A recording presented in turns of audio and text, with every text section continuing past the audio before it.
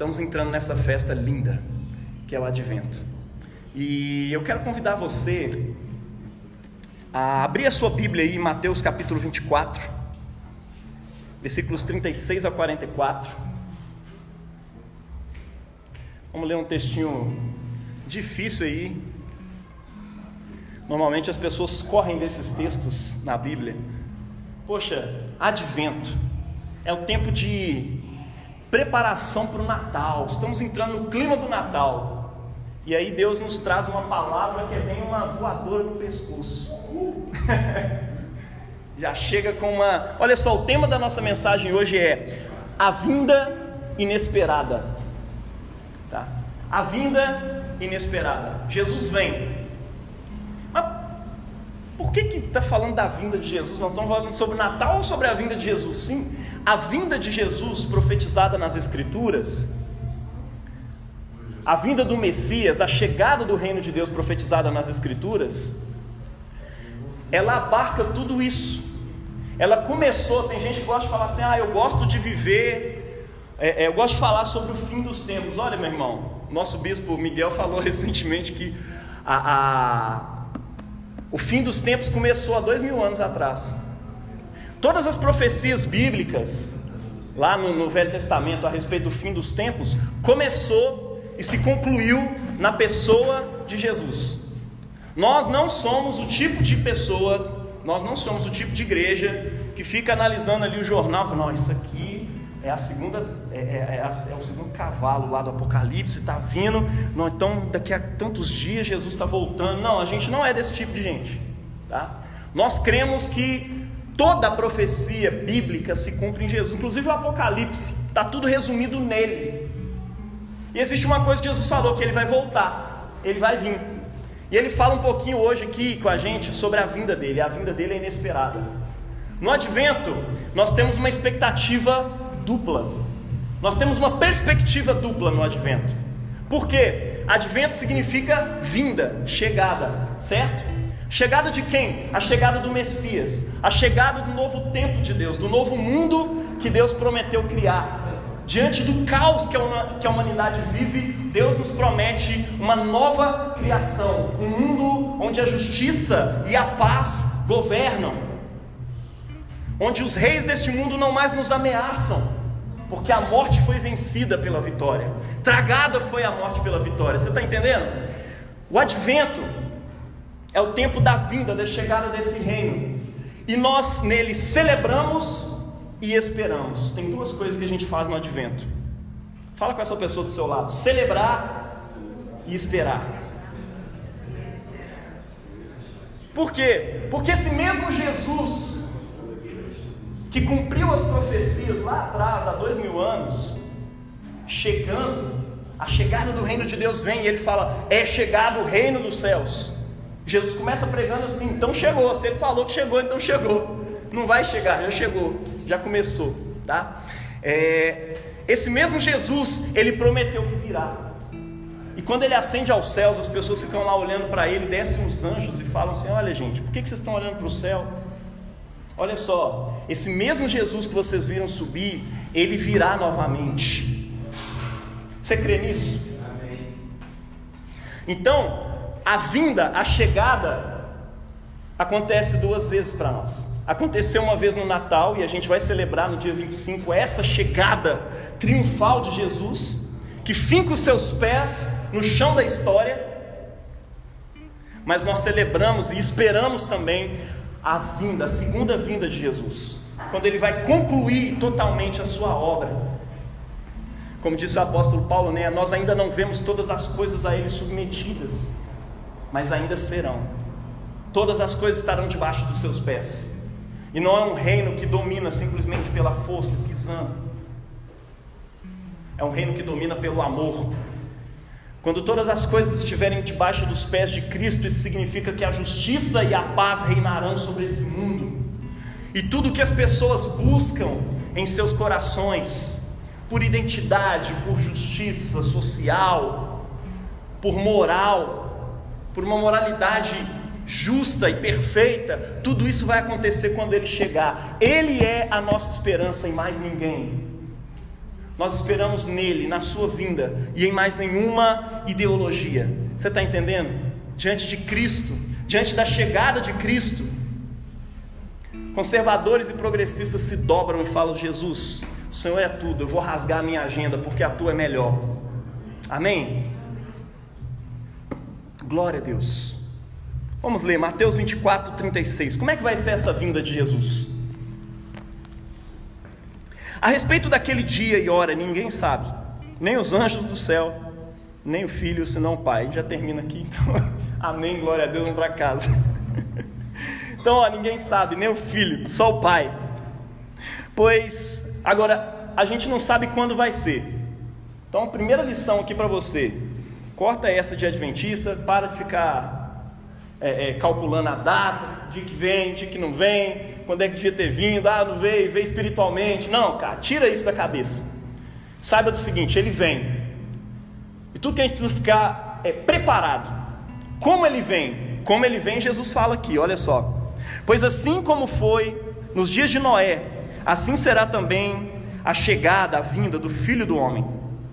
Pois assim como nos dias anteriores ao dilúvio, comiam, bebiam, casavam-se e davam-se em casamento, até o dia em que Noé entrou na arca, e não o perceberam, até que veio o dilúvio e os levou a todos. Assim será também a vinda do Filho do Homem. Então 2 estarão no campo, um será levado e o outro será deixado. 2 mulheres estarão trabalhando num moinho, uma será levada e outra será deixada. Portanto, vigiem, porque vocês não sabem nem o dia, porque vocês não sabem em que dia virá o Senhor de vocês. Porém, considerem isso: se o pai de família soubesse a que hora viria o ladrão, vigiaria e não deixaria que a sua casa fosse arrombada. Por isso, estejam também vocês preparados, porque o Filho do Homem virá a hora que vocês menos esperam. Esse é o Evangelho do Senhor. Louvado sejas ao Cristo. O dia do Senhor virá, né? O Filho do Homem virá a hora que vocês menos estiverem esperando. Essa é a mensagem de hoje. Jesus vem numa hora inesperada. Inesperada. Primeiro domingo do Advento. E nós iniciamos a nossa peregrinação espiritual rumo ao nascimento de Jesus. O Advento, cara, é esse trilhar de expectativa, de espera e de anseio. E o que a gente espera, né? É o período de nutrir o nosso coração com o desejo pela celebração do nascimento histórico de Jesus e a expectativa da sua volta. O tempo do Advento, meu irmão, é para gerar uma expectativa no seu coração, a vontade, o desejo por celebrar o Natal e o desejo pela vinda de Jesus. É isso que a gente quer gerar no seu coração a partir de hoje. É mais uma oportunidade de transformação que Deus te dá, e eu espero que a gente saia diferente desse tempo do Advento. Amém? Que possamos refletir as nossas jornadas, reorganizar as nossas expectativas, as nossas agendas, reorientar os nossos afetos, os nossos desejos acerca do que realmente importa. Cristo, meu irmão, esse Cristo que a gente espera chegar, e esse Cristo que já veio, Ele é a semente divina que nos engravida de esperança. Amém? O Advento é a alegre expectativa pelo nascimento não só de Jesus, mas de uma nova humanidade. No Advento a gente espera o nascimento de uma nova humanidade. Você tem a oportunidade de se tornar uma nova pessoa nesse tempo. Não é só a Quaresma que é um tempo de contrição, de arrependimento, de mudança de vida. O Advento também nos propõe isso diante da chegada de Jesus, porque são 2 centros da nossa teologia. No Natal a gente celebra que o Verbo de Deus, o Deus Todo-Poderoso, se encarnou, Ele se fez carne e habitou entre nós. Na Páscoa nós celebramos a morte e a ressurreição de Jesus, que é outra parte central da nossa teologia cristã. Por isso que essas festas são tão importantes para nós. E é por isso que o tempo que a precede é um tempo de transformação. E nele Deus te dá a graça de poder se transformar num ser humano novo, num filho novo, num marido novo, numa esposa nova, numa pessoa nova, num profissional novo, na expectativa pela vinda do nosso Senhor Jesus. Cristo é a cura para a esterilidade, Ele é a chuva de Deus que toca o solo da criação, bem como os nossos corações humanos, para que aquilo que estava condenado à morte floresça novamente. O advento são como feixes de esperança. Sabe a luz quando entra atrás da porta, assim, normalmente quando a gente chega aqui de dia, tem uma luz entrando na frestinha daquela porta ali. Ao longo do advento, é como se a gente estivesse abrindo essa porta aos poucos, e a luz vai invadindo o espaço. A luz da esperança de Deus, Cristo Jesus, o próprio Deus que disse: haja luz, Ele ilumina o seu coração ao longo do advento para o conhecimento da glória de Deus na face de Cristo. Amém? O que faremos ao longo das próximas semanas é abrir devagarinho essa porta, todos os dias um pouquinho mais, para que você veja Cristo iluminando a sua vida, o interior do seu coração. O evangelho que a igreja nos propõe nesse dia é muito conhecido como o Sermão da Vigilância. Estejam preparados, estejam prontos. Trata-se de um relato acerca de alguns eventos que estavam por vir e que os primeiros cristãos enfrentariam logo após a ressurreição de Jesus.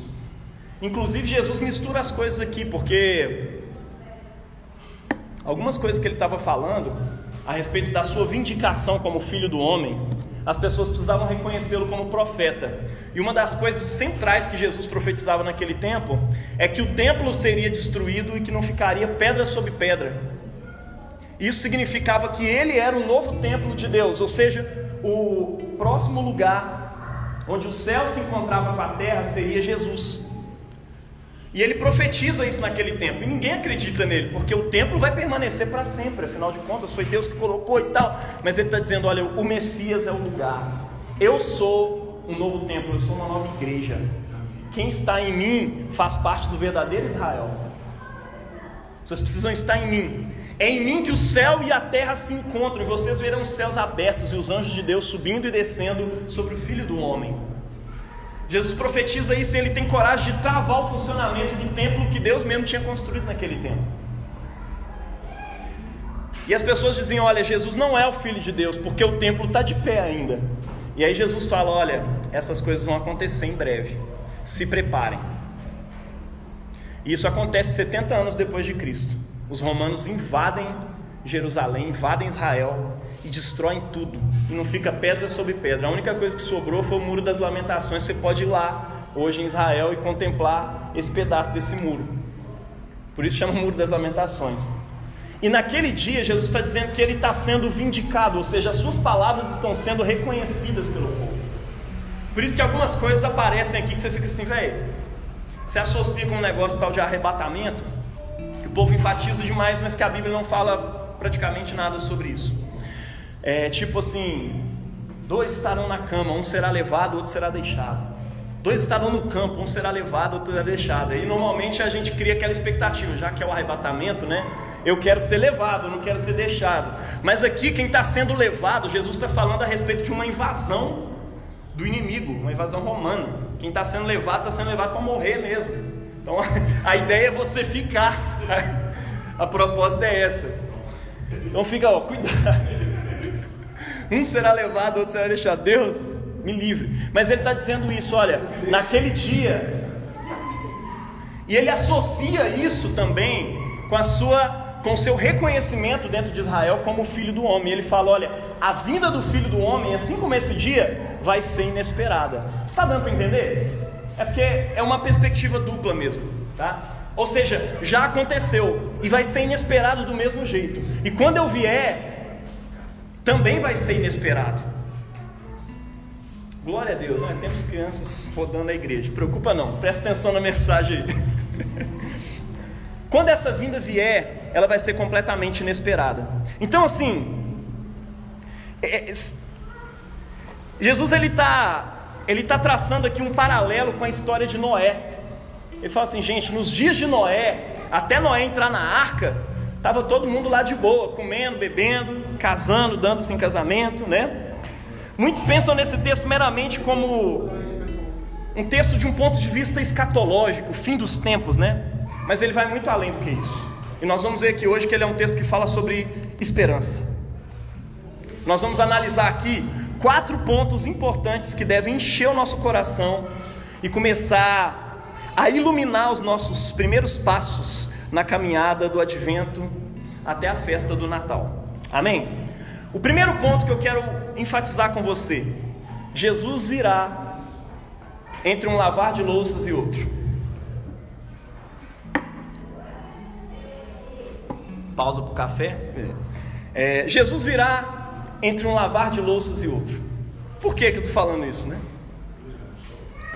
Porquanto, olha só, versículo 38: assim como nos dias anteriores ao dilúvio comiam, bebiam, casavam-se e davam-se em casamento, até o dia em que Noé entrou na arca.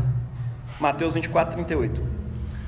Ou seja, até o dia que Noé entrou na arca, a galera estava fazendo coisas comuns e que não eram pecado. Você está entendendo?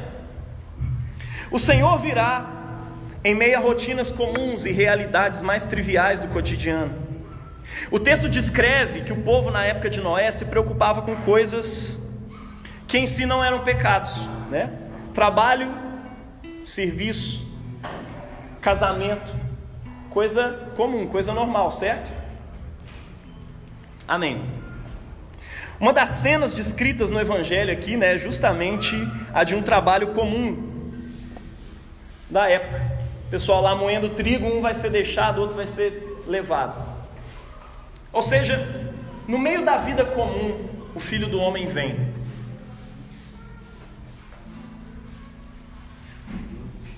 Não é de uma mudança de tempo, aí de repente está tudo um caos e tal. Não, ele está dizendo, olha, vai estar tudo normal. Tanto que tem um texto anterior a esse, principalmente em Lucas, ele fala, ó, vocês vão ouvir falar de guerra, rumor de guerra e tal, não sei o quê. Fica tranquilo, ainda não é a hora. Eu acho que não existe nenhuma geração que não experimentou alguma epidemia, alguma pandemia, alguma guerra, algum tempo de caos e de confusão. Isso é normal, tá? Isso é comum, isso acontece ao longo da história. E Jesus está falando aqui que a vinda dele vai ser inesperada exatamente por isso. Porque quando você está no meizão de uma guerra, você fica assim, Jesus está quase chegando. Mas ele está dizendo, olha, quando vocês estiverem aí comendo, bebendo, casando, dando-se em casamento, é coisa comum, ele vai vir. É na hora inesperada. É por isso que ele está nos dizendo, olha, se preparem. Porque muitos de nós cristãos corremos o risco de achar que, porque não está tendo nenhuma guerra, ou porque não está tendo nenhum avivamento diferente na igreja, nenhum vento, nada específico acontecendo, então Jesus não está chegando. E meu irmão, Jesus pode voltar nesse segundo. Você está preparado para isso? Para a chegada do Filho do Homem? O que Jesus quer enfatizar aqui para nós hoje não são as ações em si, comer, casar, dar-se em casamento, mas as motivações dessas ações. Para quem você come, bebe, trabalha, casa, se dá em casamento? Para quem você faz isso? Onde é que eu tenho colocado a minha esperança? É no trabalho? Como é que você tem encarado o trabalho? Esse trabalho em meio do qual Jesus virá. Você acha que você é o provedor e o sustentador de tudo? Ou você é grato a Deus pela provisão que Ele te deu por meio do trabalho? Você encara o trabalho como Deus trabalhando nesse mundo através de você? Ou você encara o trabalho como, sem isso aqui eu não sou ninguém? Se eu não for uma mãe perfeita, uma dona de casa perfeita, eu não sou alguma coisa. E aí você tenta se justificar e se salvar por meio da missão de mãe. Não, você já é alguém. Em Cristo a sua identidade é restaurada. Você não precisa disso para se salvar. Você precisa de Jesus. Esteja preparado por Ele. Não é o seu trabalho que te traz dignidade. Não é aquilo que você faz em casa que te traz dignidade. Essas coisas nós fazemos para louvar a Deus, nós fazemos como louvor a Ele, como gratidão a Ele. Mas essas coisas não nos salvam. Tem gente que deposita a sua esperança inteira no casamento. E como o casamento acabou, parece que acabou tudo. Ou o casamento não aconteceu e parece que tudo acabou. O cara fica lá amargurado da vida, a menina fica amargurada da vida, porque o propósito da minha existência não aconteceu. Sim, se isso for o propósito da sua existência, meu irmão, o Filho do Homem virá, e você vai ficar para trás. Porque quando Ele vier, quem vai habitar o novo céu e a nova terra são aqueles que fizeram dele toda a sua esperança. De modo que todas as coisas boas desse mundo são nada perto dele. Está entendendo? Romanos 14, 6 a 8 resume bem todas essas coisas aí, sobre comida, bebida, trabalho. Ele fala assim: o que come para o Senhor come, porque dá graças a Deus. E o que não come para o Senhor não come, e dá graças a Deus. Porque nenhum de nós vive para si, e nenhum de nós morre para si. Porque se vivemos, para o Senhor vivemos. Se morremos, para o Senhor morremos. De sorte que, ou vivamos ou morramos, somos do Senhor. Essa é a perspectiva do advento. É isso que invade o seu coração nesse dia? Muitos possuem uma rotina, uma vida tão bem administrada, né, que não tem espaço para Deus, para a igreja, para as coisas de Deus. Como é que você espera habitar num futuro imerso na realidade de Deus, se as coisas de Deus nesse mundo para você não valem nada? Se o trabalho para você não é uma coisa que gira em torno de Deus, mas sim em torno de você mesmo, em torno de um sustento, como você espera habitar uma realidade completamente mergulhada em Deus no futuro? Se Ele não é o centro da sua vida hoje, como você espera habitar a eternidade com Ele? Com um eterno desconhecido, com quem você não quer passar um minuto do seu dia, como é que você quer passar a eternidade ao lado dele? Me responda isso. Advento é um tempo em que Deus te chama a atenção para isso. Esteja preparado para a vinda do Filho do Homem. Seu coração está alinhado com Ele? Porque uma coisa eu vou te dizer, meu irmão, Ele virá no momento em que nós não estivermos esperando. Se você viver essa vida de qualquer jeito, Ele vai te pegar de modo desprevenido. Não se prepare, esteja preparado, ande preparado. Não fique esperando uma guerra acontecer para você falar: agora é melhor andar um pouquinho mais em santidade aí, porque a Rússia e a Ucrânia estão trocando mais tiro hoje. Vai que Jesus volta aí. Não, meu irmão, esteja preparado, porque quando a vida estiver comum, normal, Ele virá. O convite desse primeiro dia do advento para você é que você não faça isso com a sua vida, tá? Que você mergulhe hoje a realidade da sua vida em Deus, para que você possa habitar futuramente essa realidade completamente mergulhada nele. Desperte para a chegada de Jesus e deixe Ele iluminar a sua história a partir de hoje para sempre. Nós não sabemos a hora, meu irmão, da segunda vinda de Cristo, mas se você estiver seguindo fielmente, não importa a hora, importa apenas que Ele venha. Isso é uma frase do nosso reverendo Hélio Rodrigues, né? Nós não sabemos a hora da segunda vinda de Cristo, mas se você estiver o seguindo fielmente, então não importa a hora, importa apenas que Ele venha. Você quer que Jesus venha? Quando eu era criança eu ficava com medo de Jesus voltar, porque o céu era um trem tão chato, do jeito que apresentaram para mim. Oh Deus, demora um pouquinho, que eu queria experimentar um casamento, eu queria viver a vida um tiquinho antes. Pô, Jesus, espera um pouquinho para eu voltar. Hoje eu conheço um céu, cara, que transcende os maiores prazeres desse mundo. Não existe nada mais importante para nós do que a chegada e a união entre o céu e a terra. é muito mais espetacular, meu irmão. É uma aventura transcendental. Esperar a chegada do reino de Deus, meu irmão. Como diz lá no Apocalipse. Como diz lá em Apocalipse, cara, a nova Jerusalém desce do céu e se encontra com a terra. É um mundo onde vai continuar acontecendo um monte de coisa. As coisas que você constrói hoje continuam e tem um significado na nova criação. É por isso que para nós a expectativa é muito grande. E a gente valoriza, por exemplo, a educação. A gente não fala para os nossos filhos: não faz faculdade não, que Jesus deve estar voltando aí nos próximos 20 anos. Preocupe em ganhar almas. Não é só para isso que a gente vive não, meu irmão. Porque aquilo que a gente faz nesse mundo, a gente faz em esperança. Todo o trabalho que você faz nele não é em vão. As casas que vocês estão pintando não é em vão. Elas estão sendo pintadas e preparadas para a chegada do novo céu e da nova terra. É por isso que vale a pena você fazer bem aquilo que você faz. As crianças que você vai educar, Vitor, ou as pessoas mais velhas que você vai educar, seja lá qual perspectiva da pedagogia você tomar, elas estão sendo educadas para uma nova criação. A justiça de Deus vem sendo feita. Aquilo que você trabalha nesse mundo por segurança, por uma política, por uma renovação, você está trabalhando para a chegada dos novos céus e da nova terra. Eu não acho que Jesus vai chegar e vai destruir o arco de Santa Teresa. Pelo contrário, aquilo vai ser revestido de glória.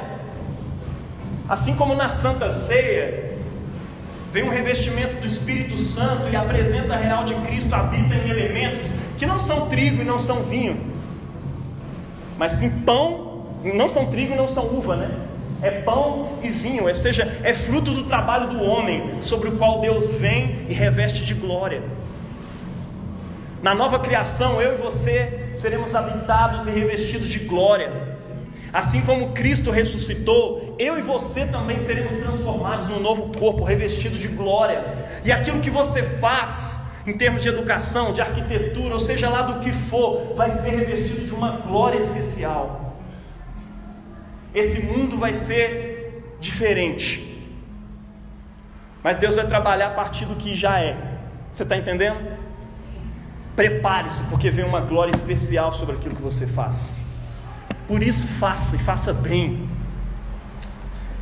Segunda coisa, é tempo de se preparar. E aí, como Jesus faz um paralelo com Noé, eu queria ler aqui com você Gênesis 6, de 5 a 9, diz o seguinte: E viu o Senhor que a maldade do homem se multiplicava sobre a terra, e toda a imaginação dos pensamentos do seu coração eram só má continuamente. Então arrependeu-se o Senhor de haver feito o homem sobre a terra, e pesou-lhe em seu coração. E disse o Senhor: Destruirei o homem que criei, e sobre a face da terra, desde o homem até o animal, até o réptil, e até a ave do céu, porque me arrependo de os haver feito. Noé, porém, achou graça aos olhos do Senhor. Estas são as gerações de Noé. Noé era um homem justo e perfeito em suas gerações. Noé andava com Deus. Tem um outro cara na Bíblia que fala que ele andou com Deus e Deus o tomou para si. Noé andava com Deus, era um homem justo no meio de uma geração incrédula e perversa.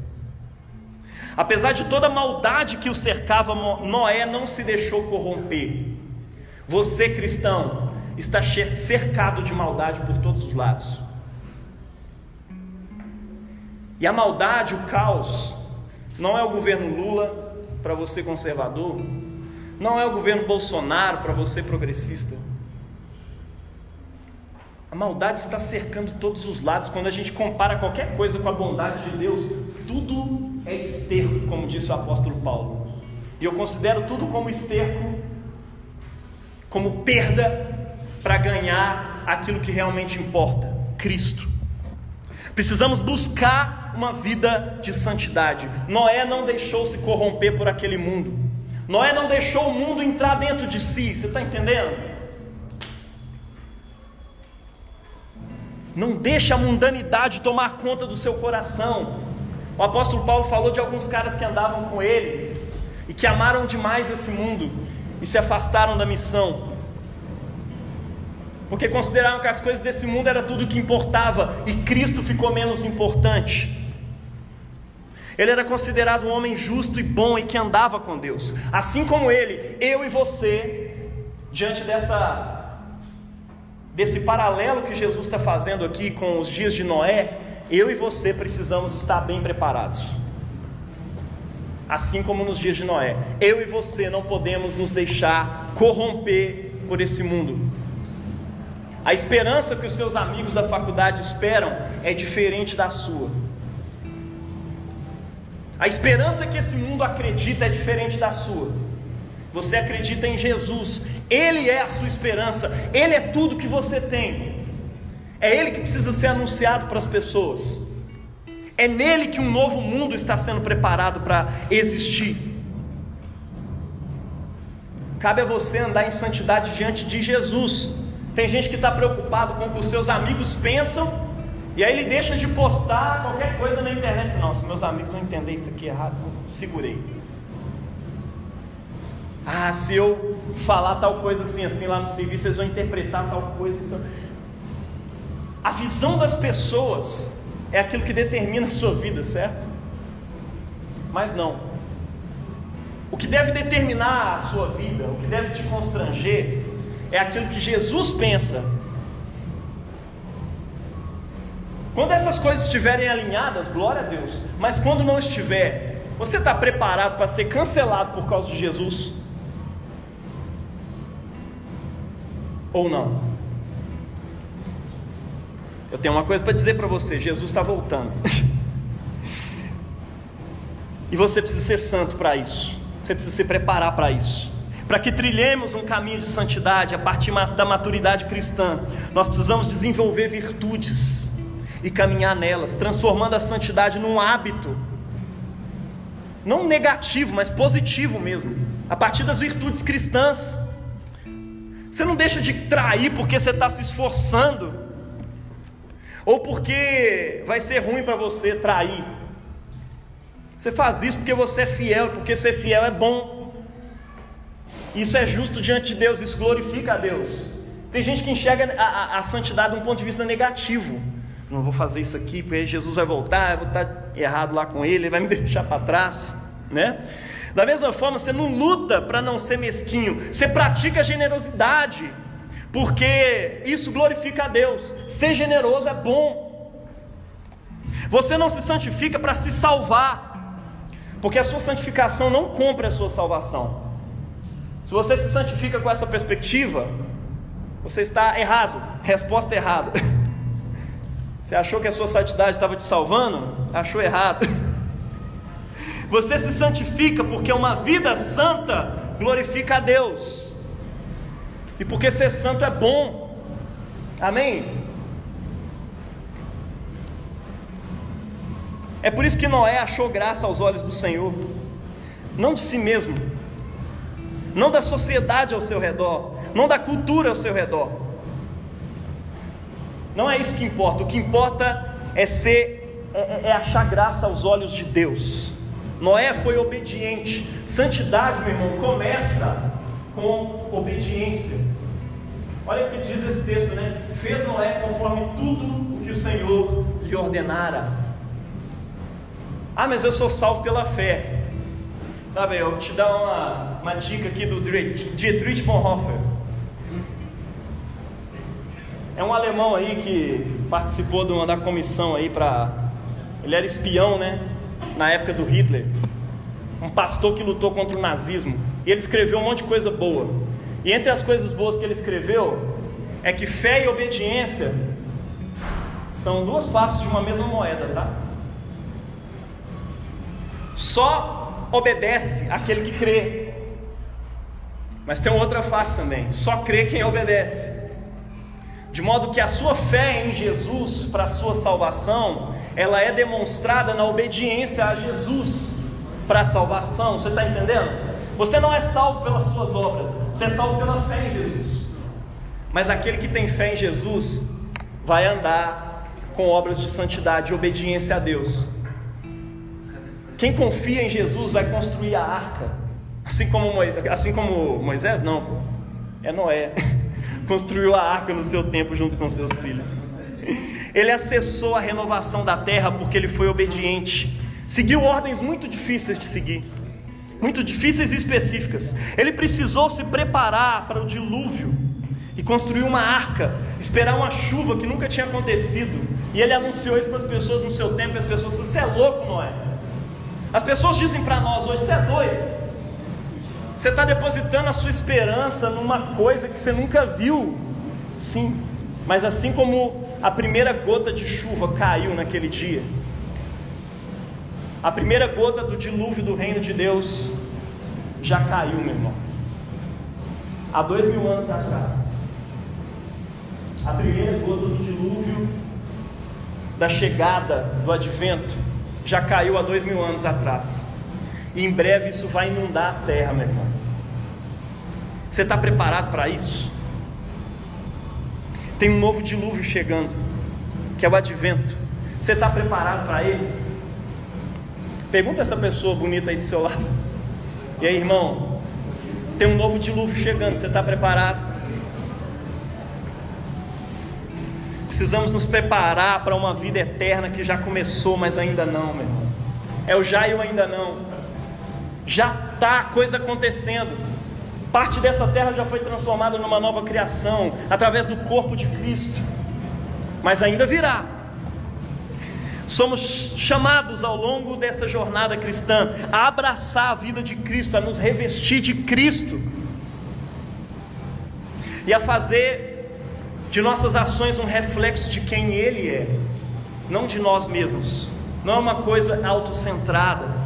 Assim como Noé era um homem justo e bom e achou graça diante de Deus, assim será com aqueles que perseverarem até o fim. E aqui entra aquele texto, né? Aquele que perseverar até o fim será salvo. E persevera porque crê, e demonstra a sua fé perseverando. Lute, meu irmão. Lutar contra o pecado hoje é uma coisa importante. Lutar contra o pecado hoje é uma coisa que faz sentido. Por quê? Porque Jesus já venceu. Nós estamos trabalhando sobre um trabalho que Ele já fez e Ele já concluiu. Amém? Terceira coisa sobre o advento que você precisa se lembrar: as injustiças desse mundo terão fim. Isso deve dar esperança para você. Amém? Gênesis 7:23: e assim foi destruído todo ser vivente que havia sobre a face da terra, desde o homem até o animal, até o réptil, e até as aves do céu, e foram extintos da terra, e ficou somente Noé e os que com ele estavam na arca. Gênesis 7:23. Ainda que consideremos que a justiça do Senhor tarda, ela virá. As pessoas daquele tempo achavam que a chuva tardava. Na verdade, achavam que ela nunca ia acontecer, porque nunca tinha chovido. Ou talvez aquela fosse uma região onde nunca tinha caído uma gota de chuva. E Noé foi o profeta dessa geração. Onde estão os profetas dessa geração? Onde estão os Noés dessa geração? Deus há de tratar com os que destroem a sua criação, meu irmão. A palavra de Deus diz que Ele vem para destruir os que destroem a terra, né? Os que destroem a sua criação, os que praticam a injustiça, os que pervertem a criação de Deus, os que corrompem a igreja. E olha só, o julgamento é bom e ele é esperado pelos justos. O julgamento de Deus é uma coisa boa. Você precisa aguardar com expectativa por ele. Não é com medo. Vai que ele... Não, peraí, você está alinhado com ele ou você não está? Porque quando você está alinhado com o Messias, confiante na graça que procede dele, numa salvação que não vem das suas obras, mas sim dele, você aguarda com ansiedade, meu irmão, a chegada dele. Isso faz parte do nosso credo, afinal de contas, né? Assim como nos tempos de Noé, o Senhor virá para julgar os povos e as nações. Creio no Espírito Santo. Nós cremos em Jesus, e nós cremos que Ele ressuscitou dos mortos, subiu ao céu, está sentado à direita de Deus Pai Todo-Poderoso, de onde há de vir para julgar os vivos e os mortos. Você crê nisso? Isso faz parte da nossa confissão de fé de 2000 anos. Ele vem para julgar os vivos e os mortos, e isso precisa ser esperado, aguardado com expectativa por nós. Diante dos dias difíceis, dos nossos dias difíceis, né? É preciso que não nos desanimemos e nos apeguemos ainda mais à esperança proposta pelo Evangelho. A graça de Deus. Se apegue à graça de Deus. Eu sei que um sermão sobre o fim dos tempos fica parecendo que você precisa comprar a sua salvação se preparando. Não, sabe como é que você compra a sua salvação?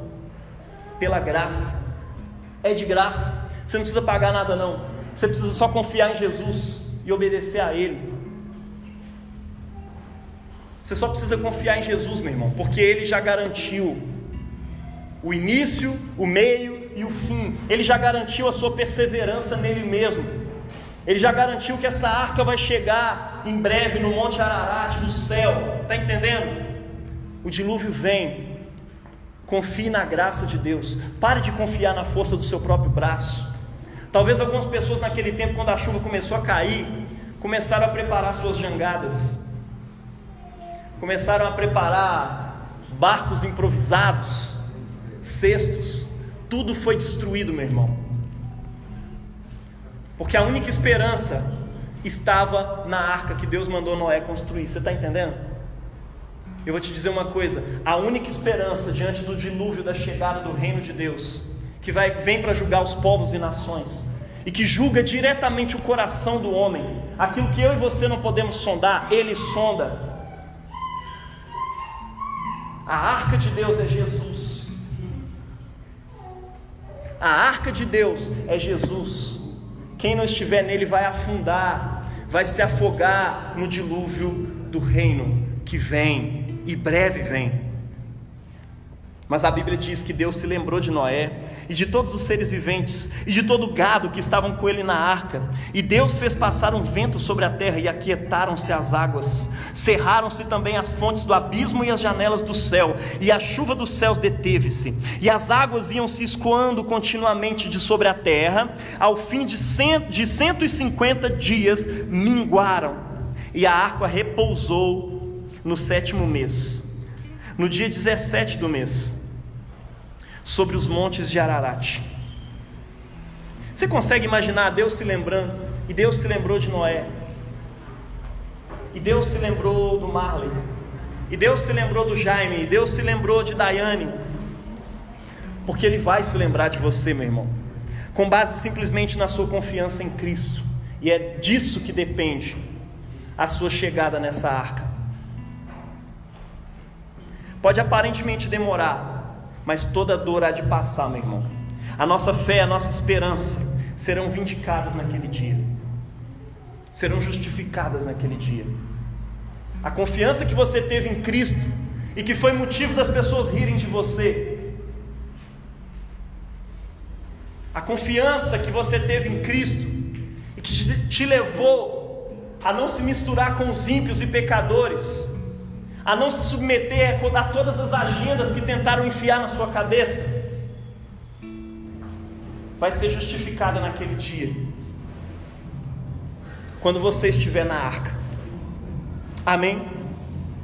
Por fim, a expectativa do Natal exige vigilância. Se prepare, meu irmão. Mateus 24:42 nos diz: vigiai, pois, porque não sabeis a hora em que há de vir o vosso Senhor. Fala com essa pessoa do seu lado aí de novo: olha, vigia, porque você não sabe a hora que Ele virá. Jesus nessa passagem nos chama a estar vigilantes, como uma mulher, né? Enquanto espera o nascimento do filho, ela deve estar atenta aos pequenos sinais do seu corpo para vigiar o parto que se aproxima. É nessa expectativa.